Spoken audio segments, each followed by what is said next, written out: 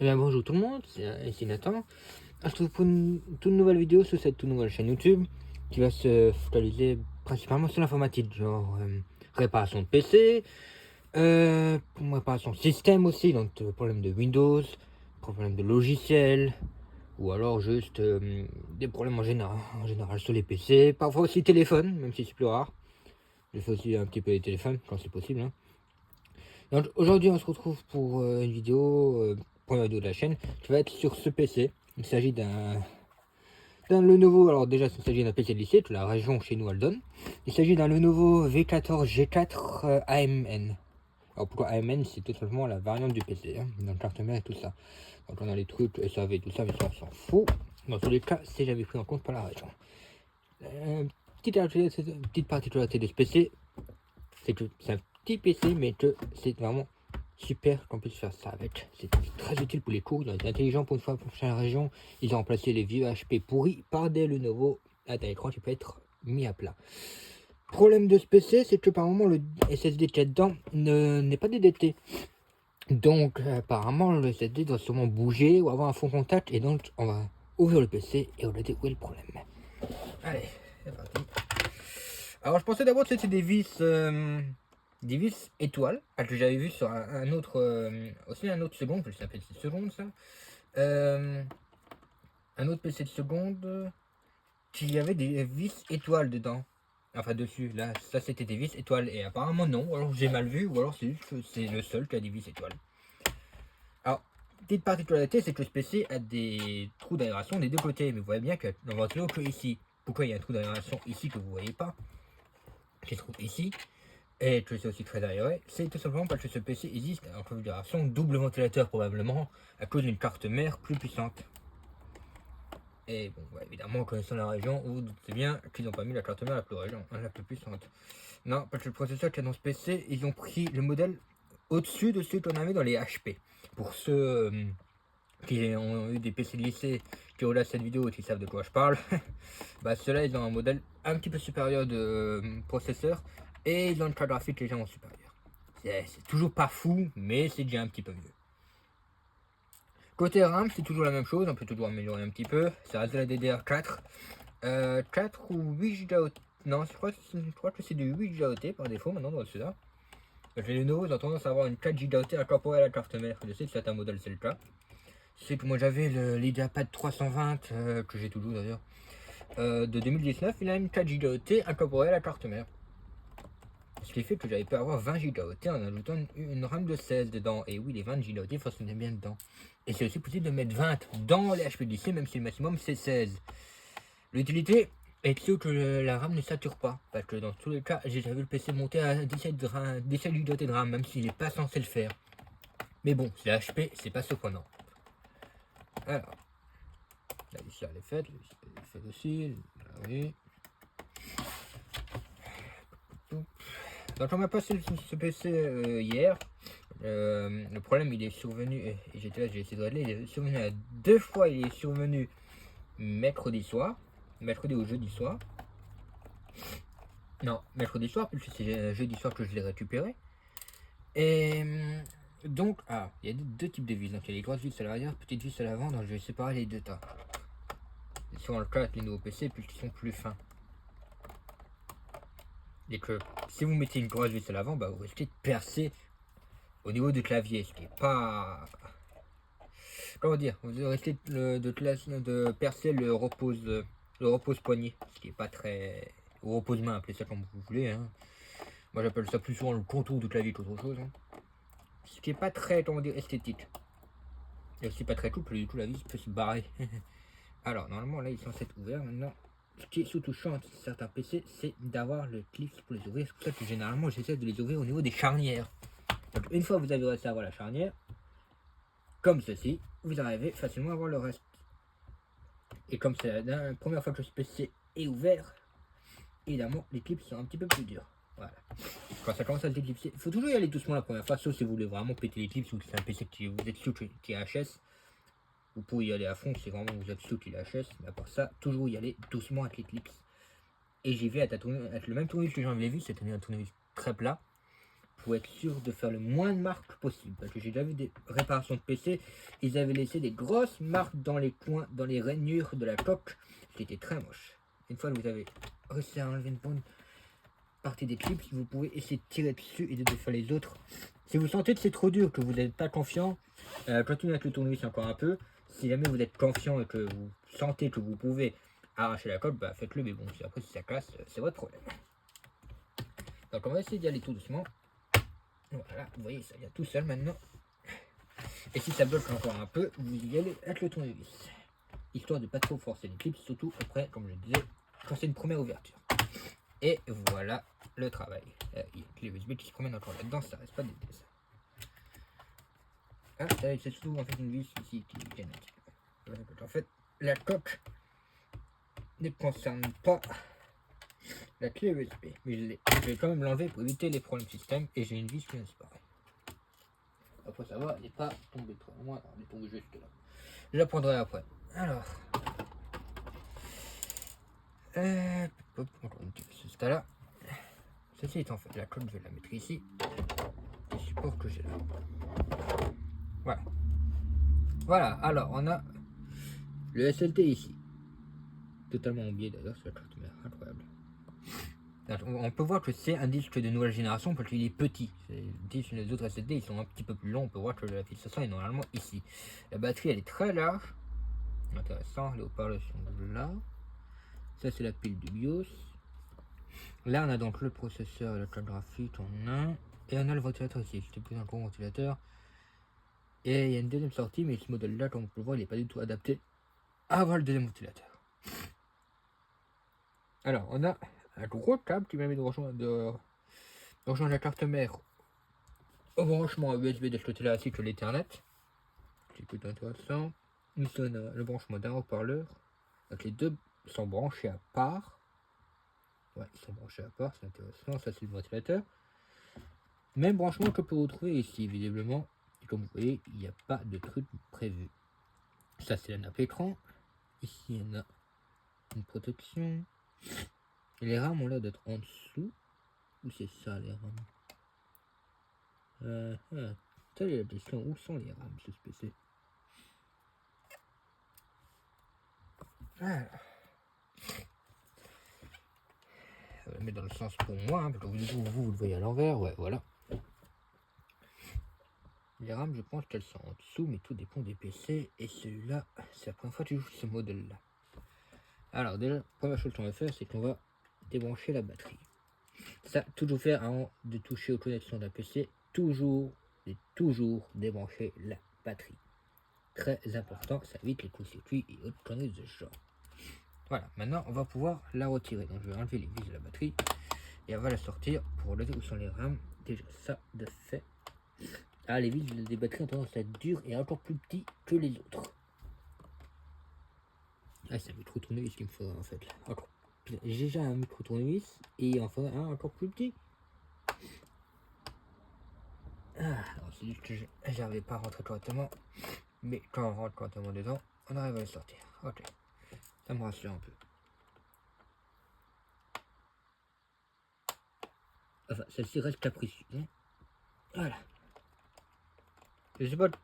Lenovo c'est une très bonne marque, mais j'ai l'impression que maintenant, sur certains modèles, comme celui-là, utilisé par la région, ou alors c'est tout simplement la région qui fait ça, parce que c'est bien connu que la région modifie les PC. Hein.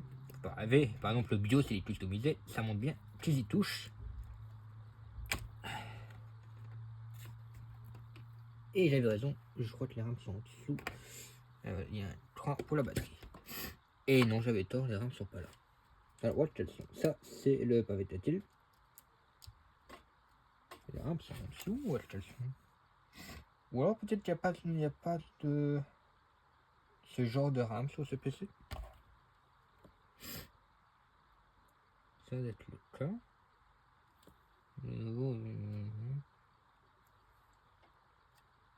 Voilà. Peut-être là en dessous. Non, c'est encore autre. Alors ça c'est la meilleure. J'en avais déjà vu des PC comme ça, des trucs, des RAM vraiment n'importe quoi, mais alors là c'est encore totalement différent. Bon là on a le système de refroidissement, peut-être que c'est vraiment ça la RAM étoile miniature, mais... Ouais, bon, on va regarder le disque plutôt. Alors, la vis. Voilà, on va sortir le disque. Il y a la pâte thermique en dessous. Le port SSD est en biais, mais il est comme ça sur la carte mère. Vous voyez bien qu'il est en biais de base. C'était un petit peu con. Il aurait pu faire le machin correctement et le faire droit, mais bon, j'ai décidé de le faire en biais, on le fait en biais. Hein. Tel que vous voulez. On va quand même, maintenant que la batterie elle est dedans, appuyer sur le truc pendant quelques secondes. C'est juste pour sortir tous les problèmes système. On va tenir le bouton on-off enclenché pour quelques secondes. Et normalement, ça doit enlever dans le système toutes les. Dans la carte mère et tout ça, tous les erreurs, tous les restes d'électricité, de statique et tout du genre qui sont dedans. Donc on va faire ça. On va attendre. À première vue, le SSD n'a pas l'air d'être endommagé. Non, pas de pin endommagé. Pas de cassure à déplorer sur le disque en lui-même. Côté de branchement, pas de traces de brûlure. Les connexions et les soudures sont nettes. Ouais, tout ça, ça va être bon.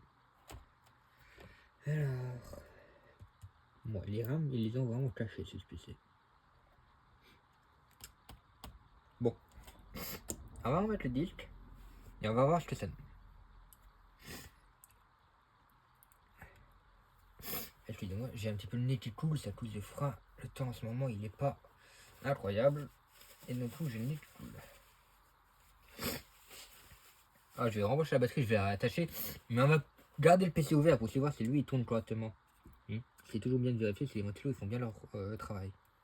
Sachant que hier il avait l'air de tourner un petit peu alors qu'il restait à 40 degrés et qu'il tournait un petit peu à cause du processeur sans doute.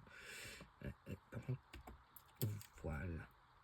Là il est... Ah si, j'avais l'impression qu'il était quand même sorti un petit peu d'un tout petit millimètre. Ça va bien. Là maintenant il est rentré correctement. Si je dis pas de conneries, avant il était sorti d'un petit millimètre. C'est peut-être ça qui fait. Enfin qui faisait le problème de faux contact. Alors, je vais comme tout vérifier, enfin nettoyage système de nouveau, j'en ai déjà fait un hier, mais je vais nous en faire un là maintenant. Et sinon je rendrai le lundi à mon pote, on verra s'il a à nouveau le problème de ça. S'il a à nouveau le problème, c'est que c'est soit la carte mère, soit le disque. Un des deux qui déconne. Et que c'est vraiment pas cool. Sachant que la région ne fera rien, vaut mieux encore littéralement changer de PC. Hein. Parce que la région, vu la tendance que nous on avait à se faire littéralement dégager quand on voulait quelque chose.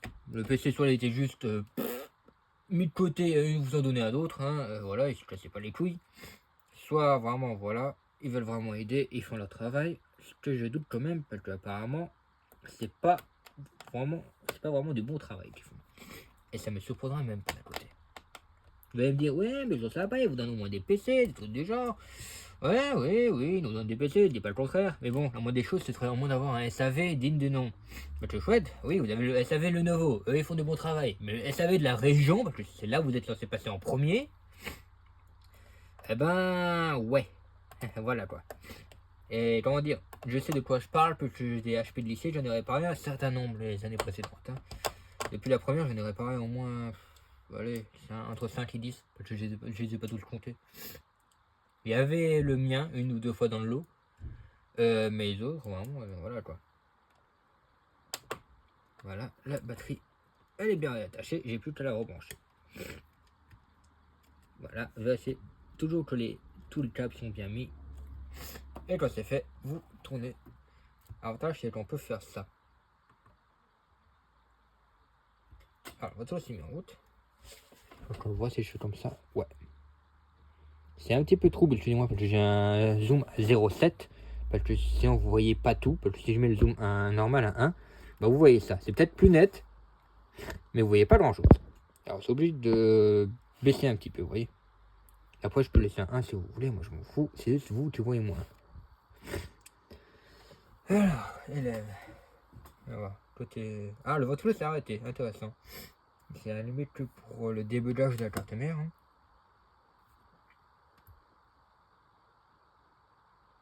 Bienvenue, donc là le PC déjà se lancer de suite. Donc, alors, vous ferez pas gaffe à ce fond d'écran, c'est mon pote, il a mis, je sais pas pourquoi il a ce genre de fond d'écran, enfin bref. Alors apparemment, à première vue, tout est correct, à part que le ventilo ne tourne pas par défaut. Donc ça c'est un réglage à faire dans le BIOS.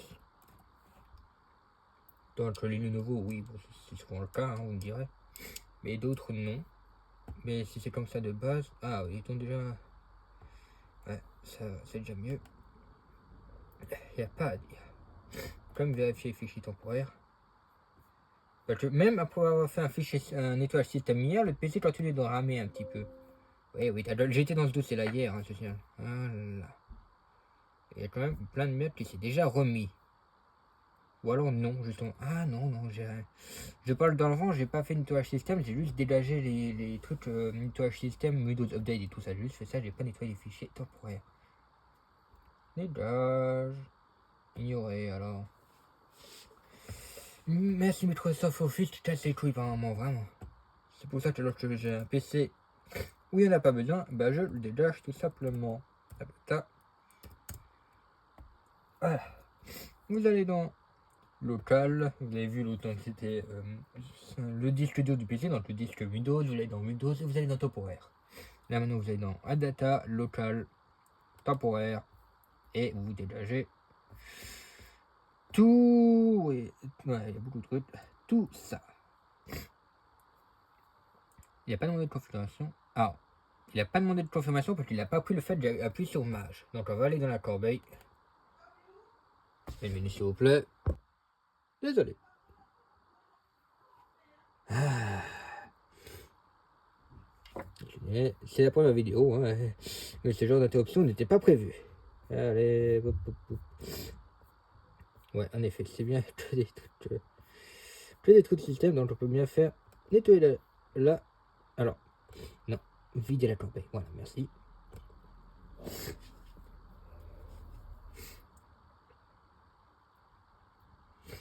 Et voilà.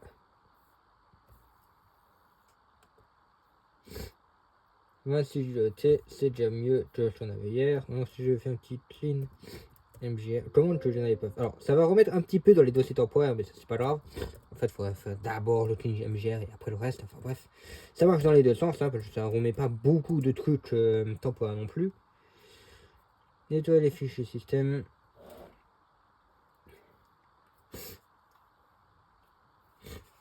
Il tourne déjà un petit peu mieux, il n'y a pas à dire. Alors, ça peut être numéro oui, il n'avait pas essayé de faire, en effet, j'avais dû attendre.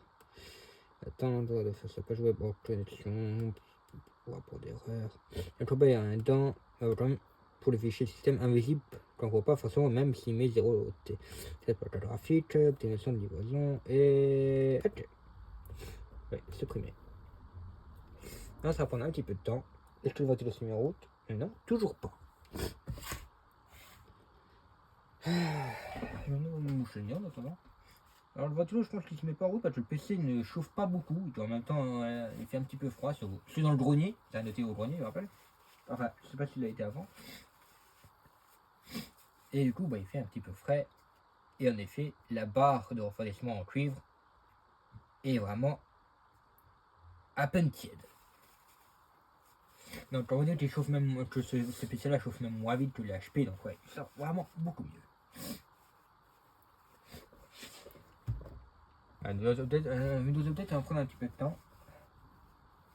Mais quand même, les rames sont pas visibles, c'est des petites rames qu'il y a dedans. C'est quand même curieux. On va regarder ça en attendant que lui il fait le nettoyage. Et sur des tâches. Alors oui, en plus c'est Windows 11, alors comment dire que... Alors ça m'étonne, c'est un Lenovo, donc ça tourne à peu près bien. Donc ça c'est cool. Mais ouais, mais Windows 11, vraiment, voilà quoi, vous allez dire.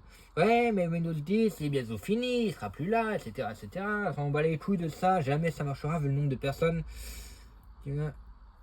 Facteur de forme rangée de puces. Ah ouais, j'avais raison, c'est une rangée de puces. Donc ouais, vous pouvez pas augmenter la mémoire de ce PC là. Parce que c'est une version de la carte mère qui utilise des puces, c'est bien le petit cache métallique. On le place à côté. Ça protège les puces. Et je vois que c'est en fait c'est du haut.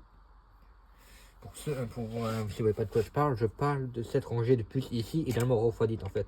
C'est le Lenovo Gaming que j'utilise moi pour les cours. Elles sont refroidies par un cache argenté qui est placé sur les rames et donc qui permet de mettre un petit peu de flux d'air dessus. Là, il s'agit de rangées de puces, donc on peut même pas modifier en fait. Par contre, elles sont quand même assez rapides, c'est du 5500 alors MT par seconde. Généralement, elles sont en Hertz, les fréquences de la RAM. Elles sont pas en MT par seconde, alors ouais, bonne chose pour comprendre ça. Après, le processeur, 3,50 Hz, c'est pas si mal. Hein. Ah oui, non, en fait, j'ai dit, c'est un 7120U, alors que nous, on avait un 3050U dans les HP, un Radeon Graphics. Au lieu d'avoir un Radeon Graphics incorporé, vous avez une AMD Radeon 610M. Et ils ont même le logiciel que moi j'ai sur le gaming, le Lenovo Vintage, qui est ce truc-là, qui m'a permis de passer le PC en mode gaming. Alors non seulement j'ai le logiciel AMD qui permet d'avoir le réglage de la carte graphique en gaming, mais en plus j'ai pu passer le PC en mode gaming, en mode jeu si vous préférez, pour avoir une meilleure performance. Et ça a l'air de très bien marcher. Alors en effet la caméra est totalement inversée pour vous. Mais bon, désolé de cet inconvénient, je peux pas vraiment y faire grand chose. Si je mets dans l'autre sens, vous verrez plus rien. Voyez. Alors, ça a fini. On va faire une petite délectation sur le disque. Ah, le ventilo s'est mis en route. Il souffle bien. Il n'y a pas de problème de ce côté-là. L'air sort bien. On est quand même monté à 27 Go de libre. Bah, alors, on va pouvoir l'éteindre. Il y a une mise à jour à faire. Ça, je laisserai mon pote le faire. Ça, il faut juste, comme c'est une mise à jour rouge, il faut juste bien penser à brancher le PC. Parce que si c'est pas branché, voilà quoi, ça risque de poser un petit peu de problème. C'est pas bon de faire une mise à jour aussi grosse avec un PC pas branché, c'est juste la batterie, ça abîme un petit peu aussi l'impression parce que le PC va vraiment tirer quoi. On va le refermer.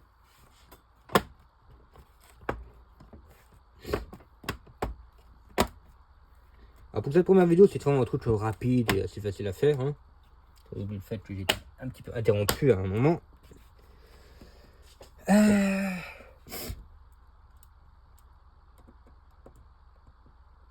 Mais voilà quoi.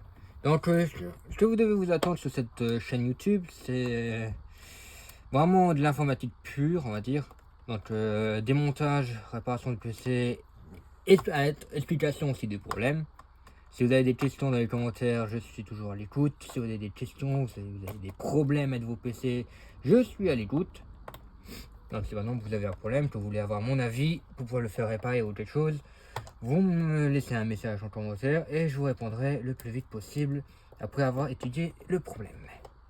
Par exemple, je sais qu'il y en a beaucoup qui ont souvent des questions au sujet des RAM, des disques durs, des deuxièmes disques. C'est vrai, j'ai pas pensé à vérifier s'il avait un deuxième disque. Mais normalement, bah, je crois pas que celui-là il peut. Au pire, de toute façon, je vous dirai ça après avoir vérifié dans le.